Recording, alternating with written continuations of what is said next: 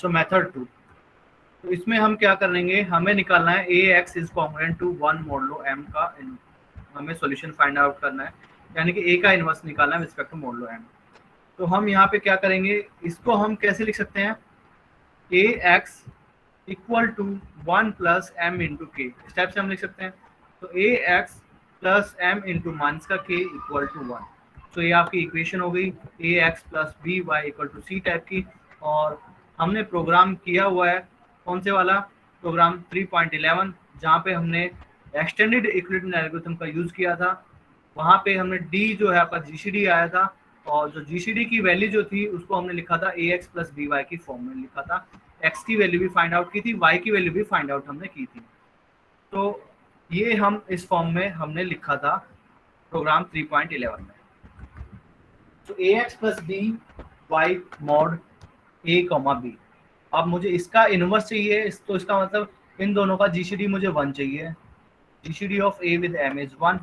अब 1 है तो जीसीडी 1 है, तो जो जीसीडी आएगा उसको हमें लिखना है, 1 को हमें लिखना है A into X plus M into Y की फॉर्म में। तो यहाँ पे b की जगह मैं क्या कर देता हूँ, b की जगह मैं सब्सटीट्यूट करा देता हूँ m, एंड d ये आपका जो है जीसीडी है, हम इस प्रकार से चूज करेंगे क्योंकि इनका इनवर्स मुझे चाहिए। तो ये आपकी वैल्यू आएगी 1, तो यहाँ पे b की जगह मैं सब्सटीट्यूट कर देता हूँ m की वैल्यू सब्सटीट्यूट कर देता हूँ। तो जैसे ही मैं यहाँ पे m की वैल्यू सब्सटीट्यूट करता हूँ तो मुझे क्या मिलेगा,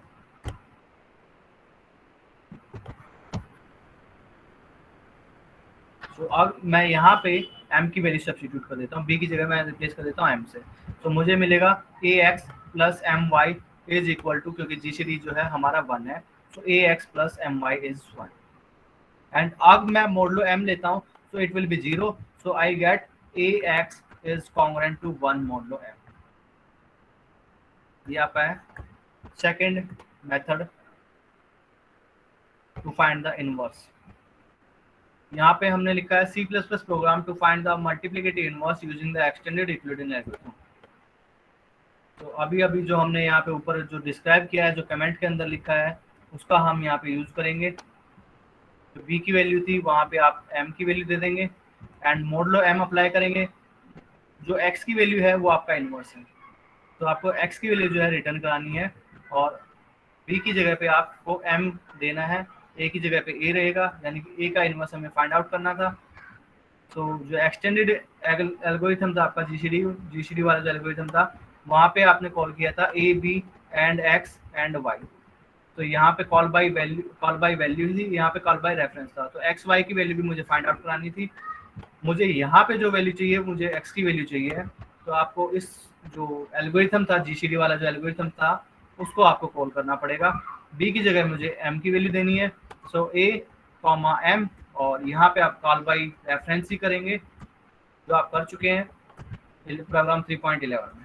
तो जस्ट बी की जगह आपको एम से रिप्लेस कराना है, एंड यहाँ से जो वैल्यू आएगी वो आपकी x की वैल्यू जो होगी वो आपका इनवर्स होगा, x को हमें रिटर्न कराना है। तो उसके लिए हमने नीचे लिखा है, ये हमने हेडर फाइल इंक्लूड कराई है, एक्सटेंडेड इक्विवेलेंट के नाम से मैंने हेडर फाइल डिफाइन की है, और इसमें भी देखते हैं हम क्या है ये। पहले इसी को हम अगर मैं ओपन कर लेता हूँ,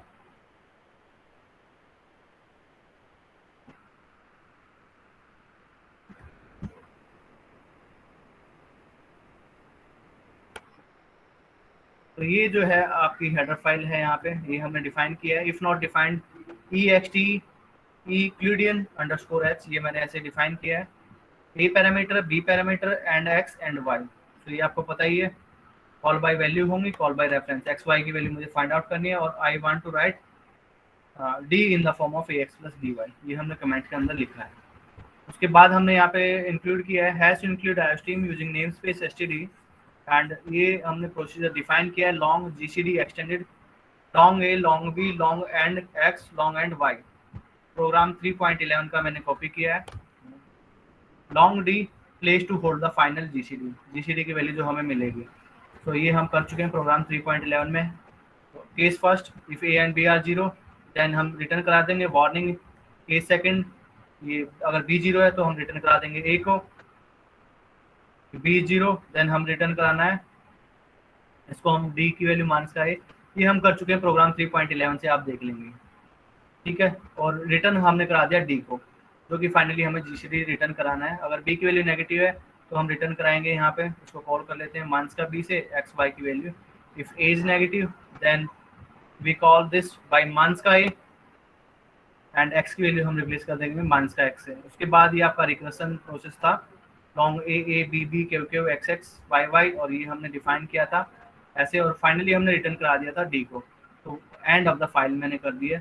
तो प्रोग्राम 3.1 जो 3.11 था उसका जो प्रोसीजर था वो मैंने यहाँ पे कॉपी कर दिया है, और उसको मैंने डिफाइन कर दिया हेडर फाइल में। तो एक्सटेंडेड यूक्लिडियन एल्गोरिथम, ये हमने हेडर फाइल डिफाइन की है। प्रोसीजर का नाम मैंने थोड़ा सा चेंज कर दिया है, यहाँ पे प्रोसीजर का नाम मैंने लिख दिया था यहाँ पे, ये मैंने थोड़ा सा चेंज किया है। प्रोग्राम का नाम मैंने चेंज किया है जीसीडी एक्सटेंडेड। ठीक है, ये आपकी हेडर फाइल हो गई यहाँ पे। तो यहाँ से आपको एक्स एंड वाई की वैल्यू मिल जाएगी। तो ये मैंने हेडर फाइल यहाँ पे इंक्लूड की है लाइन नंबर 34 में।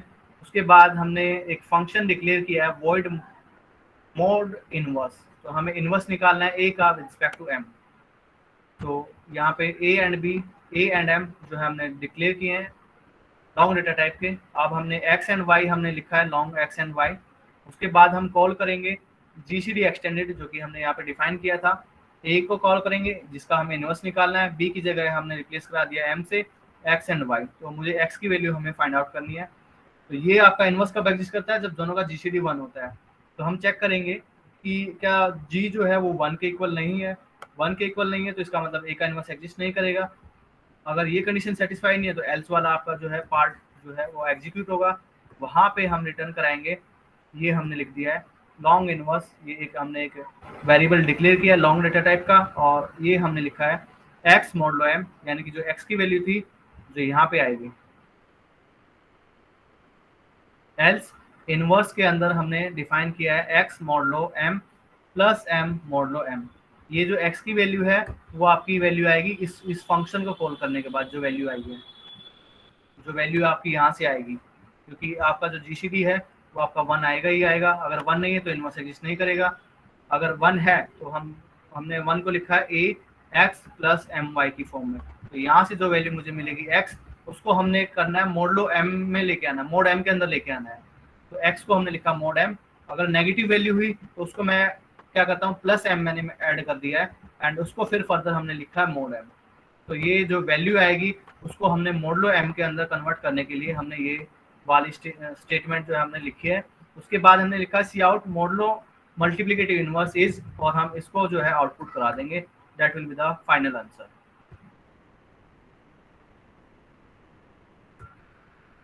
तो इसको टेस्ट करने के लिए हमने लिखा है इंटीजर मेन, ए की वैल्यू हमारे पास 3, एम की वैल्यू 11। तो अब हम इसको इनवर्स को कॉल करते हैं, फंक्शन को कॉल करते हैं मॉड इनवर्स ए कॉमा एम। ठीक है, और यहाँ पे अगर मैंने सी आउट कमांड दी है, यस हमने सी आउट कमांड दी है, तो ये आपको वैल्यू निकाल के देगा। इनवर्स की वैल्यू जो है आपको यहाँ पे निकाल के दे देगा। तो इसको हम करते हैं कंपाइल एंड रन। तो let's compile.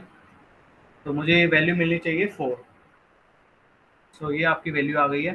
The modulo multiplicative inverse is 4 ए। और यहाँ पे आप लिख सकते हैं, यहाँ पे कमांड आप चेंज कर सकते हैं थोड़ा, कि ए की वैल्यू भी आप यहाँ पे लिख सकते हैं, एंड एम के रिस्पेक्ट में जिसके आप रिस्पेक्ट में आप चाहते हैं वो भी आप यहाँ पे इसके अंदर लिख सकते हैं कि multiplicative inverse of this with respect to modulo m is this. तो अगर आप लिखना चाहते हैं तो यहाँ पे आप लिख सकते हैं मॉडलो मल्टीप्लिकेटिव इनवर्स ऑफ, या ए की वैल्यू जो है आपने दी है वो आएगा विद रिस्पेक्ट टू जो एम की वैल्यू आपने दी है वो आएगा, इज जो वैल्यू है वो आपको शो कर देगा यहाँ पे। So the modulo multiplicative inverse of 3 with respect to 11 is 4। तो ये आपकी वैल्यू है।